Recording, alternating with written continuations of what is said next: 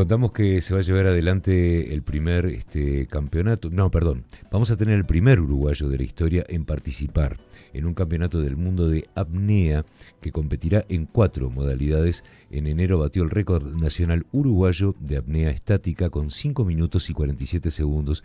Estamos en contacto con Gastón Kachkovsky. Bienvenido, Gastón, y gracias por atendernos. Gracias a ustedes, ¿qué tal? ¿Cómo estás? Bienvenido, Gastón. 5 minutos y 47 segundos. Si tuviéramos que hablar de tiempos en lo que tiene que ver con cualquiera de estas modalidades, ¿cómo estaría dentro del promedio, para los que no entendemos nada? Bueno, está a nivel de un principiante muy motivado. Uh-huh. A nivel mundial, los récords están por arriba de los 11 minutos, por lo tanto hay mucho trabajo que hacer. Y este récord de 5:47 que hice en enero, ya en marzo, que fue el Campeonato Nacional de Uruguay, que lamentablemente no pude participar porque no estaba en Uruguay, ya lo rompieron y el récord uruguayo ahora de apnea estática es de 6 minutos y 3 segundos. Vamos a hacer Así que una cosa. vamos sumando segundos poco a poco. Muy bien. Sí, que me imagino que cada segundo además tiene en esto debe tener un valor fundamental. Gastón, definamos apnea, por favor. Bien, apnea como definición es no respirar. La apnea en el agua existe desde hace 8.000 años, hay registros, se utilizó en diferentes momentos de la historia con fines para buscar alimento en el mar, con fines militares también. Y como deporte surge a partir del año 50. Uh-huh. Son los primeros registros de apuestas, de deportistas que intentaban bajar. Los años 60 y 70 fueron los años dorados, donde aparecieron los primeros deportistas, que eran tipo superhombres, que hacían cosas muy locas. Hay una película muy buena, El Gran Azul o The Big Blue, que habla de una rivalidad muy grande que existió en esa época entre Enzo Maiorca, un italiano, y Fran Mayol, el francés. Uh-huh. Maiorca fue el primero en superar el límite de los 50 metros y Mayol fue el primero que introdujo técnicas de yoga, meditación, control mental, trabajaban también la hiperventilación y fue el primero en batir los 100 metros. Cuando... Perdón. Sí, no, Gastón, ¿sabes qué? Mira, hay varios oyentes que están preguntando y voy a aprovechar a unirlo con una inquietud que tenía yo. Respecto a, estamos acostumbrados, quienes no conocemos mucho este deporte, creo que tiene que ser considerado deporte, ¿verdad? Sí. Sí, claro. Por eso mismo, estamos más acostumbrados a escuchar hablar de apnea como una dificultad más asociada al sueño, a problemas. Sí. En términos médicos. Exacto. Y preguntan los oyentes si es saludable o también qué monitoreos se hacen en el entrenamiento, ¿no? Porque no todas las personas resisten tanto tiempo. ¿Qué no podés decir de ese aspecto de la apnea en cuanto a deporte? En cuanto a monitoreos, si se refieren a monitoreos técnicos, claro, a controlar los latidos del corazón. Exacto. Y todo eso, normalmente no se hacen. Sí hay miles de estudios de laboratorio para aprender sobre la apnea, la ciencia de la apnea, sí se hacen miles de estudios. De hecho, hace poco he visto a uno que bajaba a 70 metros y había 2 buceadores que le sacan sangre a 70 metros. Se estudia mucho, pero en entrenamientos no se monitorea. Y si es saludable, sí, es un deporte, la práctica del deporte en general es saludable. Y la práctica del deporte en apnea tiene un montón de beneficios, sobre todo a nivel del sistema nervioso central. Piensa que cuando nosotros dejamos de respirar, nuestro cuerpo empieza a acumular CO2, que es como el mensajero que va haciendo saltar diferentes alarmas.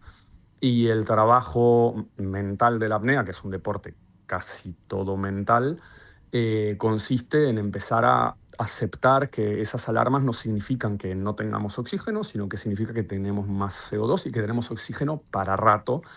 y, y es un estresor hormético, significa así como a un músculo se lo daña, por decirlo de alguna manera, un poco para que crezca y funcione mejor, el sistema nervioso central funciona de la misma manera. Se lo somete a un pequeño estrés y se refuerza. Gastón, el entrenar para este tipo de competencias, me imagino que estamos hablando de un entrenamiento mixto, ¿no? Cuando digo mixto estoy hablando tanto dentro como fuera del agua. Exacto. Mixto también porque es físico, de técnica y mental.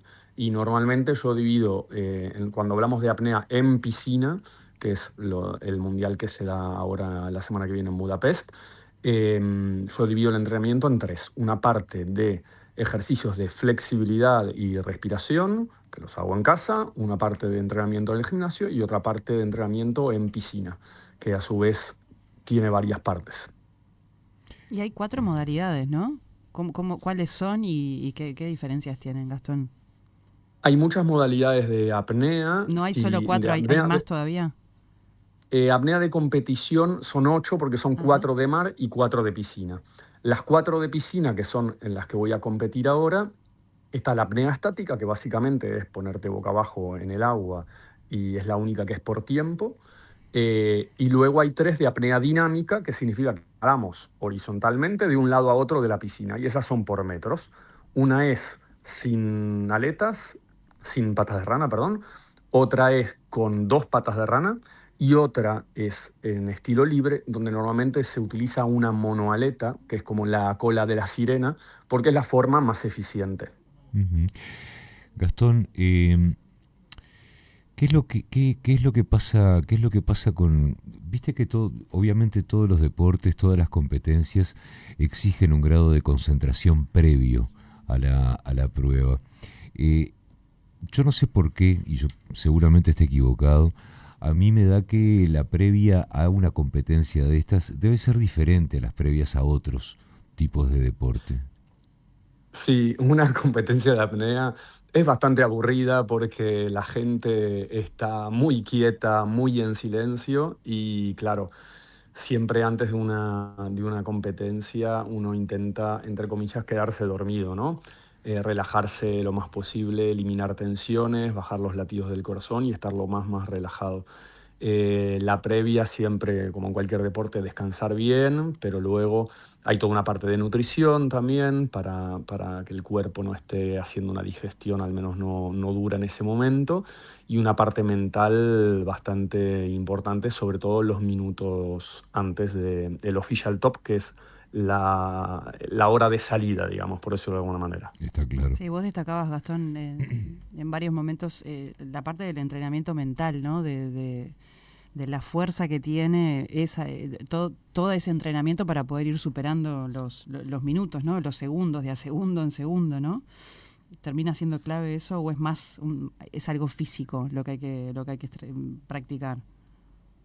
A mí me gusta decir que la apnea es 70% mental, 15% físico y 15% técnica. Mira.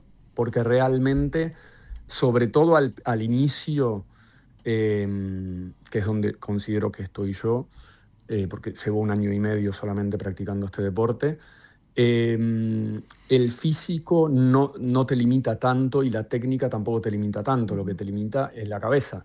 Si vas nadando en una piscina, imagínate, de 50 metros, a los 10, 15 metros ya la cabeza te dice, salí, ¿qué estás haciendo? No hace falta. Yo el otro día hablaba con un compañero, nosotros utilizamos mucho como herramienta la visualización.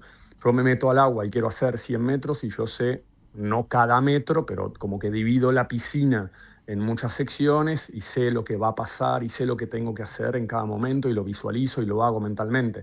Luego me meto al agua y a los 20 metros la cabeza te dice, hoy no lo vas a conseguir, no pasa nada, si salís antes, nadie te va a juzgar. Entonces al final es un trabajo vos contra tu cerebro. Y estaba preguntándome, porque a veces hay algunos deportes que están en lo que es la grilla de los diferentes deportes que practica la humanidad, que siempre tienen un beneficio en algo o son complementarios a otra actividad que puede llegar a realizar el deportista que no tiene nada que ver con el deporte. No sé si me explico en lo que estoy planteando. Y en este deporte, si vos tuvieras que decirme qué beneficio extra deportivo te ha traído, ¿tenés cómo contestarme esto? ¿Cabe la pregunta? Sí, cabe, y de hecho hay mucha gente que enfila la apnea hacia ahí, hacia los beneficios a nivel mental, de relajación. De hecho, en Uruguay hay un chico que se llama Federico Rotondaro, que tiene una pequeña empresa que se llama One Ocean UI, que los cursos de apnea lo hace sobre todo a gente de empresas y gente que busca controlar el estrés, etcétera, etcétera.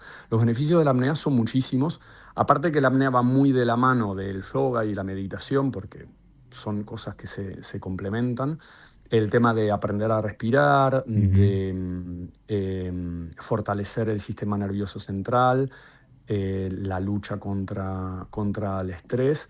Y además, creo que esto pasa en cualquier deporte, pero en un deporte donde vos luchás contra tu propio instinto de supervivencia, creo que pasa más, y es que vas como que creyéndotela de alguna manera, vas como progresando y ganando un poco, no sé si decirlo, de autoestima, en el sentido de que vas logrando cosas que realmente pensabas que eran imposibles. O sea, Sí, a mí me decías confianza hace también, 3 ¿no, años. Gastón?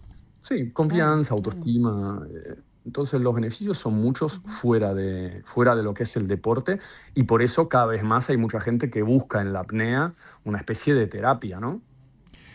Gastón, bueno, un placer conversar contigo, muy interesante lo que hemos aprendido, por lo menos nosotros, Me alegro mucho. en esta pequeña charla. ¿El Mundial cuándo es, dijiste?